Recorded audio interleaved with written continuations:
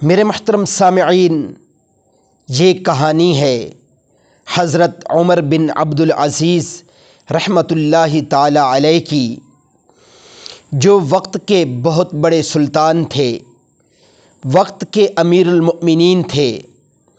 ایک بہت بڑی دنیا پر ان کا راج تھا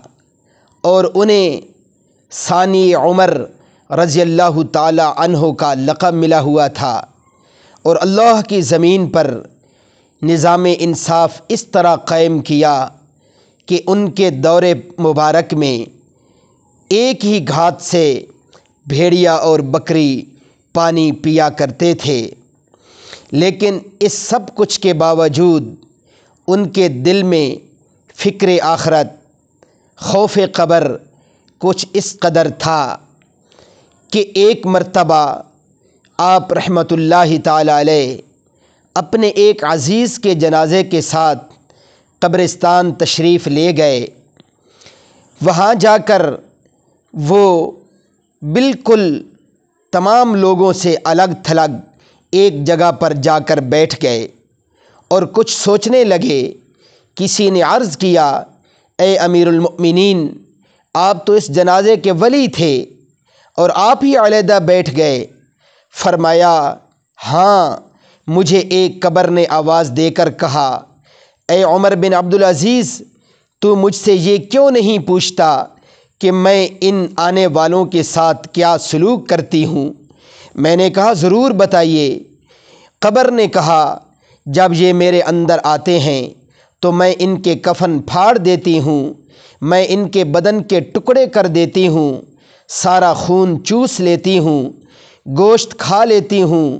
اور بتاؤں کہ آدمی کے جوڑوں کے ساتھ کیا کرتی ہوں؟ کندھوں کو بازوؤں سے جدا کر دیتی ہوں، بازوؤں کو کلائیوں سے جدا کر دیتی ہوں، اور سرینوں کو بدن سے جدا کر دیتی ہوں، اور سرینوں سے رانوں کو جدا کر دیتی ہوں، اور رانوں کو گھٹنوں سے، اور گھٹنوں کو پنڈلیوں سے، اور پنڈلیوں کو پاؤں سے جدا کر دیتی ہوں۔ یہ فرما کر حضرت عمر بن عبد العزیز رحمۃ اللہ تعالی علیہ رونے لگے اور فرمایا،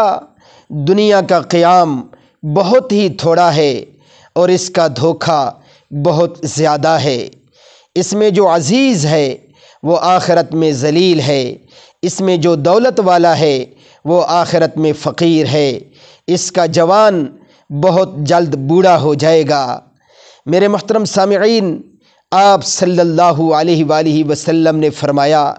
سمجھدار انسان وہ ہے جو مرنے سے پہلے مرنے کی تیاری کر لیتا ہے۔ آج ہمارے پاس وقت ہے، آج ہمارے پاس اللہ کی دی ہوئی صحت بھی ہے